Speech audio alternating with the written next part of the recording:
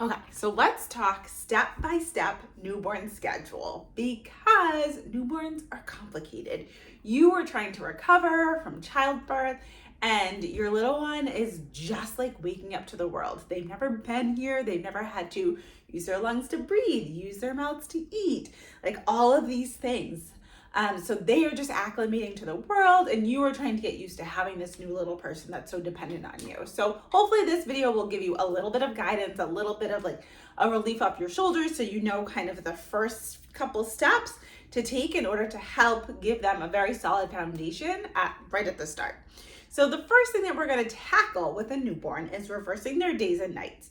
So if you think about it, back to when your little one was still in utero, they were probably very relaxed during the day. You probably felt a couple of movements, but not like a ton of things during the day because as you were walking around and moving, you were lulling them to sleep with all of your movement. Then as soon as you went to rest at the end of the day, they were like, oh, it's party time, I'm awake, it's time for me to move all around because I just spent the whole day sleeping. So then when they're born, babies still have this kind of like reversed sense of days and nights. They want to be relaxed and sleeping most of the day and then up and partying at night. And that is the opposite of what we want because that is not what the rest of the world does. So we want to help them reverse those days and nights. So the easiest way to do this is just to completely split the day in half. There's 24 hours in a day. We're going to make 12 hours daytime and 12 hours nighttime.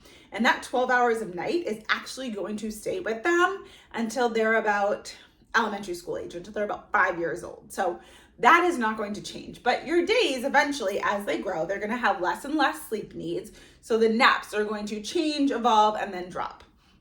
So because we're going to back it up and just stick to the newborns for the purposes of this video. But if you want more info on other older ages, then I have tons more videos on my page that will talk about those and schedules for those ages. So once you have decided, okay, this is going to be our 12 hours of daytime and this is going to be our 12 hours of night, first let's talk about days. We'll break it down to make it a little bit easier. So during the daytime, we're going to talk about waking up your little one from naps. We're going to talk about getting outside to get them some sunlight. We're going to talk about what naps will look like because they're going to be napping so much of the day. And we're going to talk about getting them some independent playtime, which probably isn't what you think. But for days, one of the first things that we want to think about is waking them from naps to eat. Yes, sleep and feeds are the most important things as your baby is growing. They need both of them, ample amounts of both, to be able to grow and thrive as they get older. But we want to really make sure those feeds in the first couple of weeks are kind of taking precedent. So we're going to wake them during the day because most likely, most newborns are very, very sleepy. We have to wake them for feeds during the day to make sure we can get as many feeds in as possible. So every 2.5 to 3 hours, you want to make sure that you are waking your little one and offering them a feed. Before you offer that feed, you're going to want to make sure they are very awake. So we're removing clothes, we're changing diapers, we're taking them outside, we're singing to them, we're moving them around, we're making sure that they are actually awake before we offer that feed. Because odds are, as soon as they start that feed, they're going to get super relaxed, the drowsiness is going to come back, and they're going to fall asleep partway into that feed. And that's where we get into a little bit of a tricky snack and snooze, where they're just eating small amounts and sleeping small amounts. And they're doing that constantly during the day. We want to have nice full feeds and nice full naps. So if you do feel like you're getting into that snack and snooze, we can just stop and think about why that's happening. Is it really trouble for them to latch on and they're having a lot of trouble pulling that milk from the bottle or from the breast? And that's so exhausting that they're quickly falling asleep. Then we want to look at latch issues. We want to talk to our pediatricians, to lactation consultants, things like that. If we do find that that's constantly happening and you're not able to keep them awake enough to be able to get that nice full feed in.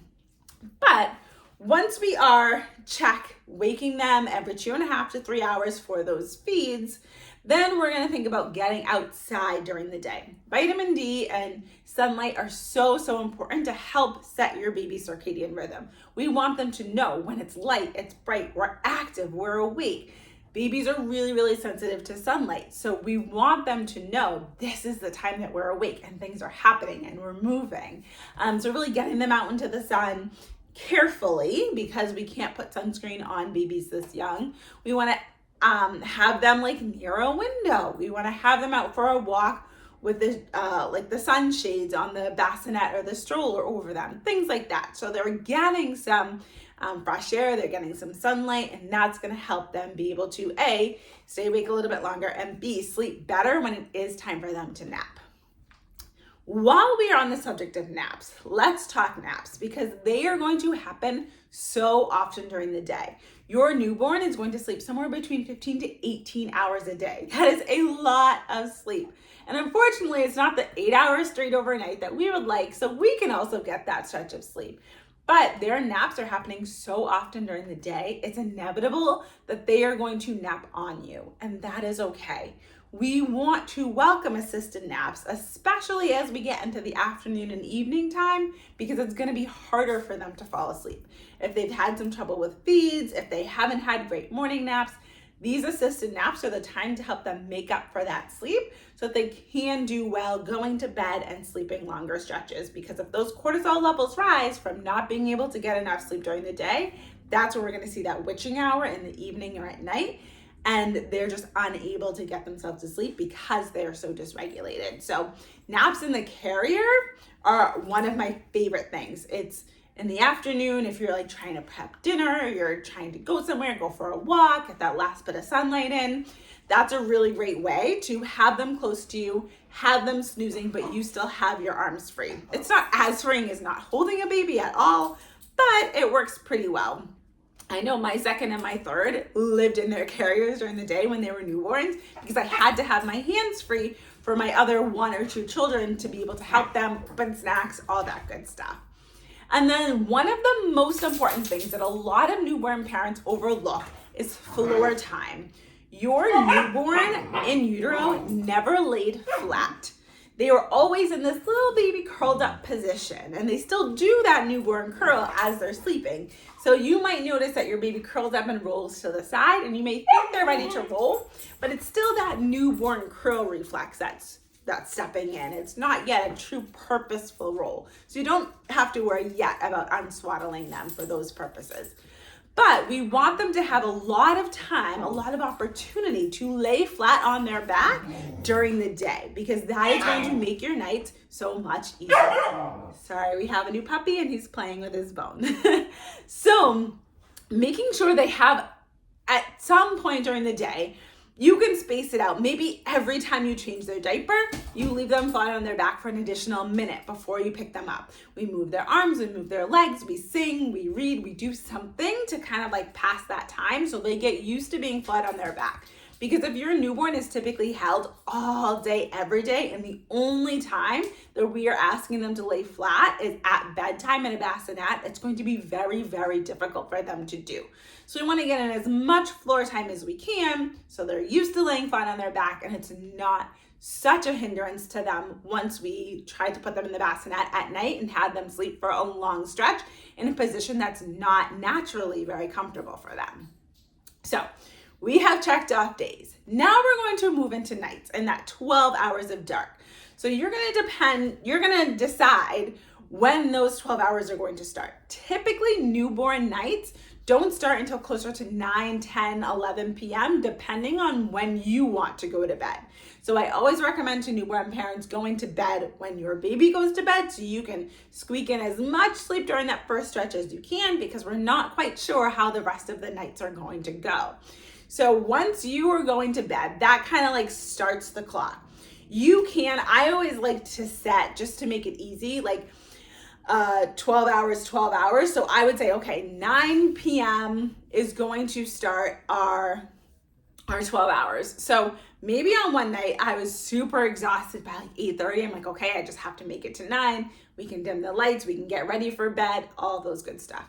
Then maybe on some nights I was feeling a little bit better. I got to sneak in a nap during the day, so I wasn't ready to go to bed closer to 11. I would still dim the lights, turn the volume down on the TV, do all of the nighttime things, at that 9 p.m. time to signal sleep.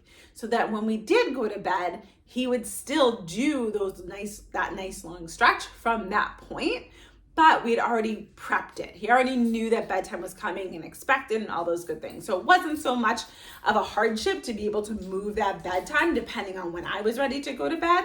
And then as we get closer to 3 months, we want to start to have more of a consistent bedtime timing. But for now, newborns under the age of 6 weeks, really under the age of like 2.5 months, bedtime is going to be on the later end.